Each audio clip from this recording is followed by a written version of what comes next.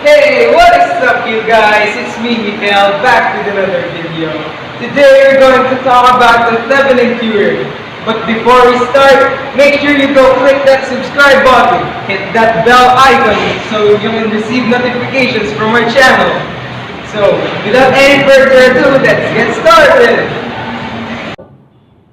First step is to remove the R load and replace it with an open circuit.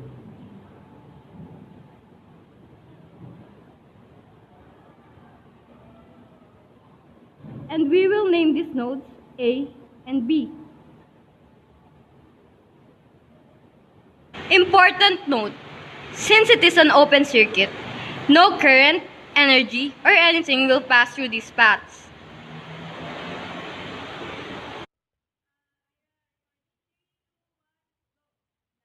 Now, notice here that R2 and the ones R load have the same nodes, A and B. So meaning they have the same potential difference or Thevenin voltage. But we will get onto that later on. To get the Thevenin resistance, we find the overall resistance or equivalent resistance of the circuit. If you notice, if we disregard the open circuits here, R1 and R2 are connected in series. So to find their equivalent resistance, you just add their resistance.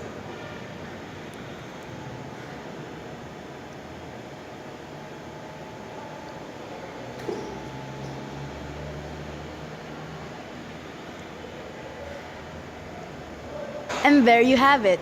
550 ohms is our Thevenin resistance.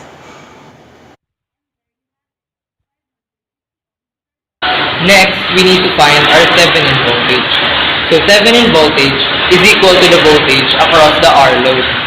And we said earlier that the R load is equal to R2. So all we have to do is find the voltage across R2. Since we already know and have our equivalent resistance, also known as the Thevenin voltage, first we need to find the current throughout the circuit. The formula in finding the current is voltage divided by equivalent resistance. So 12 divided by 550 ohms is equal to 0.218 amperes.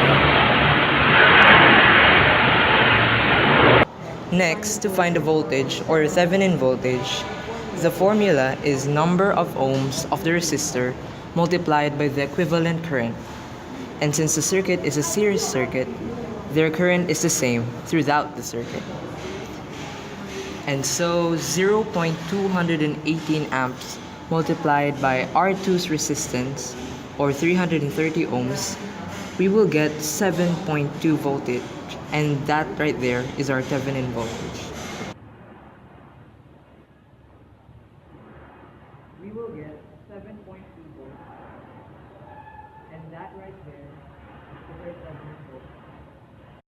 We can stop there, but to truly understand why the Thevenin theorem is important, we can reconstruct the circuit. So now, we can add any R load or any resistor without going through the struggle of repeating the whole process of computing any needed values in the circuit.